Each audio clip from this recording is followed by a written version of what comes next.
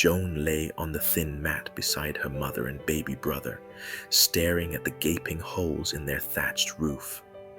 The wind howled outside, pushing the rain through the tiny openings, soaking the ground beneath them. Her mother, Linda, had pulled the only blanket over the baby, shielding him from the cold.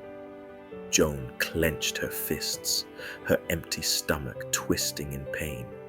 She knew her mother hadn't eaten in 2 days, saving the little porridge they had for her and the baby. The village of Nyandira had once been full of laughter, but now hunger and sorrow loomed over every home. The drought had scorched the land, leaving the fields barren and the rivers dry. Men left for the cities, searching for work, but few returned with good news. Joan's father had been one of them. He had gone to the city 3 years ago, promising to send money, but they had not heard from him since. Some whispered that he had found another woman and abandoned them. Others believed he had died in the dangerous mines. Linda never spoke of him, but Joan saw the sadness in her mother's eyes. That night, as the rain continued to pour, Joan whispered, "Mama, do you think God sees us?" Linda turned to her daughter, her tired eyes softening. "Yes, my child. Even when we cannot see him, his light is always there." Joan nodded, though doubt filled her heart. If God's light was always there, why were they suffering? Why had her father not returned? Why did her mother have to beg for food in the market, only to be turned away? The next morning, Joan woke up to the sound of her mother coughing. It was a deep, dry cough that shook her frail body. Panic gripped Joan as she touched Linda's forehead. It was burning hot.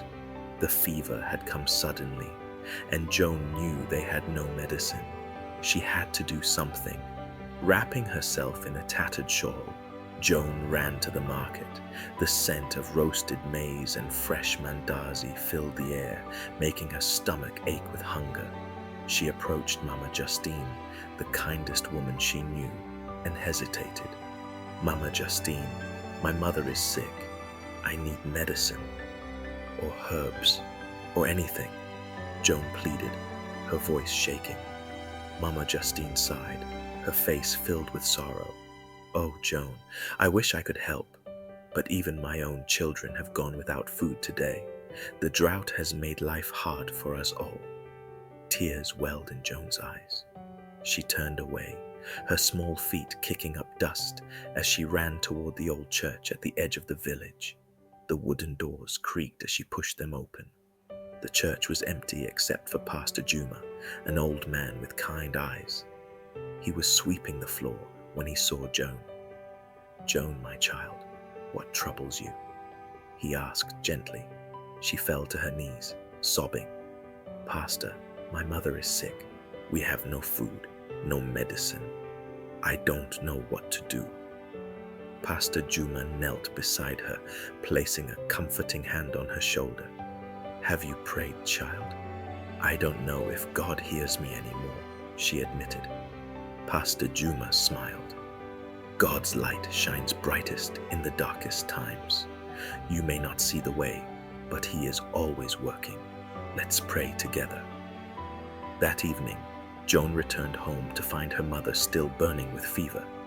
She sat beside her, holding her hand. "Mama, Pastor Juma said God's light is always there, even when we cannot see it. I prayed today."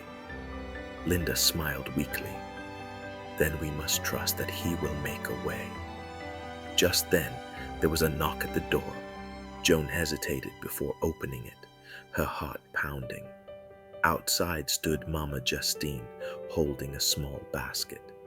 "Joan, I don't know what happened, but after you left, a man came to my stall and bought all my maize. He paid me extra, saying he felt God telling him to bless someone today. I immediately thought of you. Here, take this." Inside the basket were fresh vegetables, a small sack of maize flour, and a packet of medicine. Joan gasped. tears streaming down her cheeks. "Thank you, Mama Justine. Thank you so much." Mama Justine smiled. "Don't thank me, child. Thank God." That night, as Joan cooked for the first time in weeks and fed her mother warm porridge, she looked out of the tiny window at the moon shining brightly in the sky. It was then she realized God's light had never left them. Even in the darkest times, He had been there, watching over them, guiding strangers to help. She squeezed her mother's hand. "Mama, I believe now. God sees us." Linda smiled, her fever already beginning to fade. "Yes, my child, He always has." From that day on, Joan never doubted God's presence. She learned that even in the deepest darkness, the smallest light could shine the brightest.